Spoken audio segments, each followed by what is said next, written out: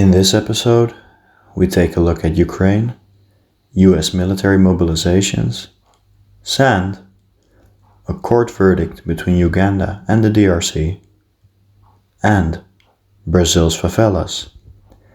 The week started off on the 7th of February with a show of solidarity with Eastern Europe. Germany agreed to boost troop deployment in Lithuania amid Ukraine tensions. German Defense Minister Christine Lambrecht said extra forces would be deployed to the Baltic nation amid regional tensions with Russia. The deployment there could be Germany's largest or second largest after Mali.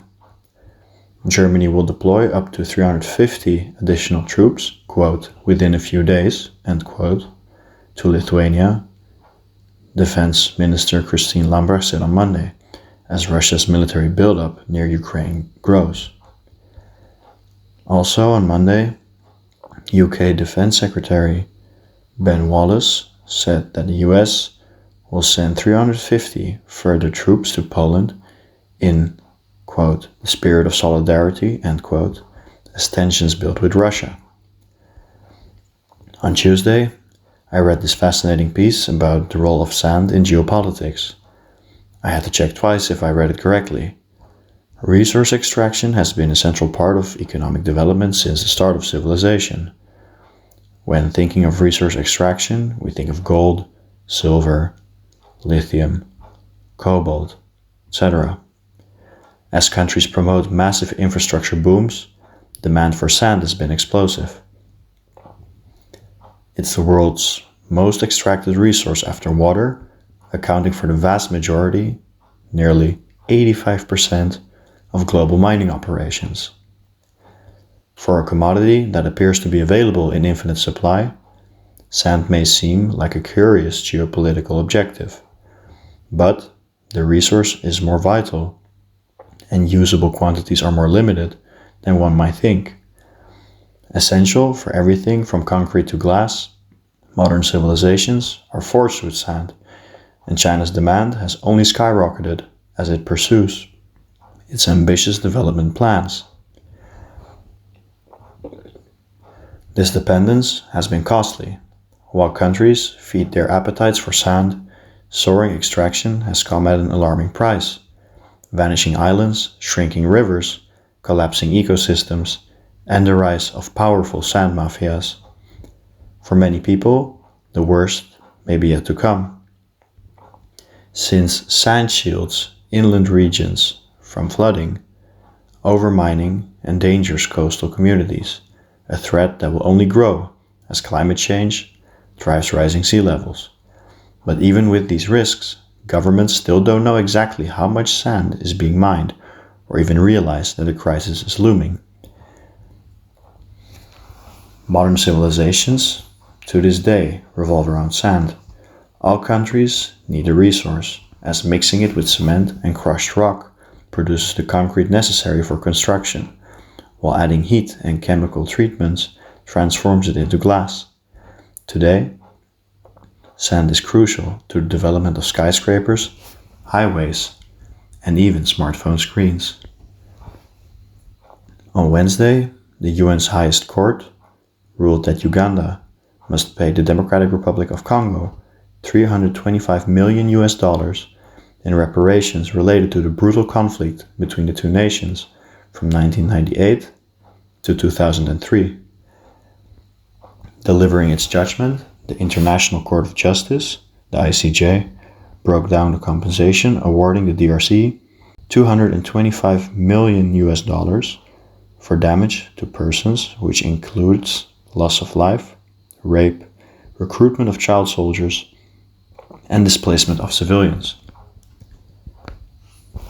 Quote, the court notes that the reparation awarded to the DRC for damage to persons and to property reflects the harm suffered by individuals and communities as a result of Uganda's breach of its international obligations, end quote. This statement was made by Judge Joanne Donoghue, the ICJ president. The country will also receive $40 million for damage to property and $60 million for damage to natural resources, including the looting and plundering of gold, diamonds, and timber. On Thursday, a number of American B-52 bombers started their journey, crossing the Atlantic, heading for the UK. 3 of which were spotted having left the Air Force Base in North Dakota in the early hours of the morning. It is understood that this is part of a bomber task force mission to Europe.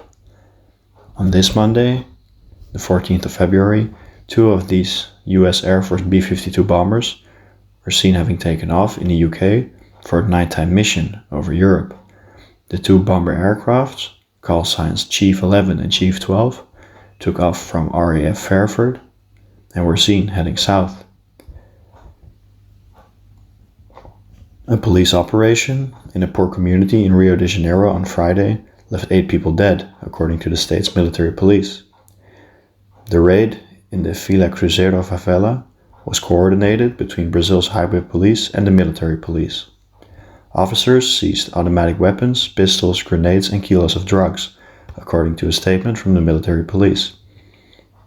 Local media reported that more than a dozen schools and some family health clinics closed because of the gunfire. Friday's raid targeted criminals planning attacks against security forces occupying the Jacarezinho favela, and 1 person was detained, according to the statement. Jacarezinho is where the state has launched its so-called, quote, integrated city initiative that seeks to reclaim territory controlled by gangs, and also the site of a raid last year that left more than 24 people dead. Earlier this month, Brazil's Supreme Court issued a ruling that forces Rio's state government to institute measures aimed at reducing police killings and violations of human rights, including the development of a plan within 90 days. This has been your Flashpoint for the week ending on February 13th, and we look in front of us to the week ahead. This week will all be about the Munich Security Conference, one of, if not the leading conference where academics and government figures discuss current security issues and conflict landscapes.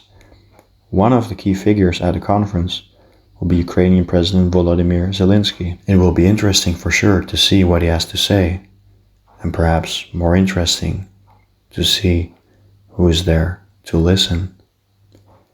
This has been your Global Security Flashpoint. See you all next week.